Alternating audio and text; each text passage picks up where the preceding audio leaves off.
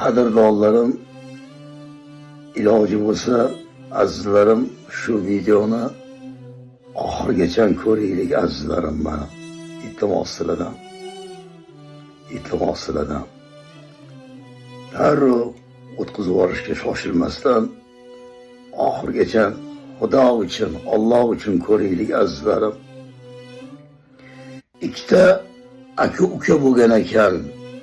Payg'ambarimiz sollallohu alayhi va sallamni davrlaridan keyin Hazrati Umar davrlarida ikkita aka-uka bo'lgan ekan. Juda bir-biriga mehr oqibatli ekan kelasi ham. Katta akasini oilasi bor ekan, xotini, bola chaqasi, farzandlari bir eti farzandlari bor ekan. Kichkina ukasi esa bo'ydoq ekan, hali uylanmagan bo'ydoq ekan. Bir kuni kechqurun tunda, yarim tunda aka uyg'onibdi va o'ziga o'zi shunday debdiki, men uylanganman, xotin bola chaqam bor. Ukam bo'lsa bitta o'zi yashaydi. Endi shunday ish qilamanki, hozir o'zimni g'aznamdan, ya'ni bu ikkovi dehqonchilik qilar ekanda, o'zimni g'aznamdan bir qop xolisanilloh bug'doyni olaman deb ukamni g'aznasiga olib borib qo'shib qo'yaman. Ertalab ukam uyg'onadi. Bug'doylarni qoplaydi, bozorga olib borib sotadi. Qarasa, foydasi ko'p. Shu holatda har kuni davom ettirsam, ukam inshaalloh uylanib oladi deb yaxshi niyat qilib bir qop bug'doyni ukasiga bildirmasdan o'zini g'aznasidan ukasini g'aznasiga olib borib to'kib qo'shib qo'yibdi. Bir bostirib ukasi uyg'onibdi.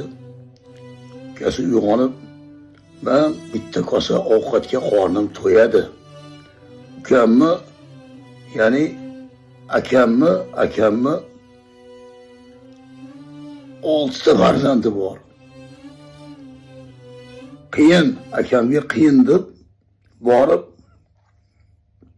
o'zini g'aznasidan bir qop bug'doyni olib, akasini g'aznasiga olib borib sezdirmasdan to'kib qo'yibdi. Bu holat har kuni davom etar ekan. Uka akasini g'aznasiga bug'doyni olib qo'shib qo'ysa, bu yoqda ukasi akasini g'aznasiga olib borib bug'doylarni qo'shib qo'yar ekan. Lekin ikkovi bir-biriga bildirmas ekan, sezdirmas ekan. Bir kuni sezib qolishibdi. Sezib qolishib Hazrati Umarning oldilariga kelib bo'lgan voqeani aytib berishibdi. Men ukamni o'ylab bir qop bug'doyni ukamni g'aznasiga olib qo'shib qo'ysam, ukam menga bildirmasdan meni g'aznamga bir qop bug'doyni olib qo'shib qo'yadi deganda,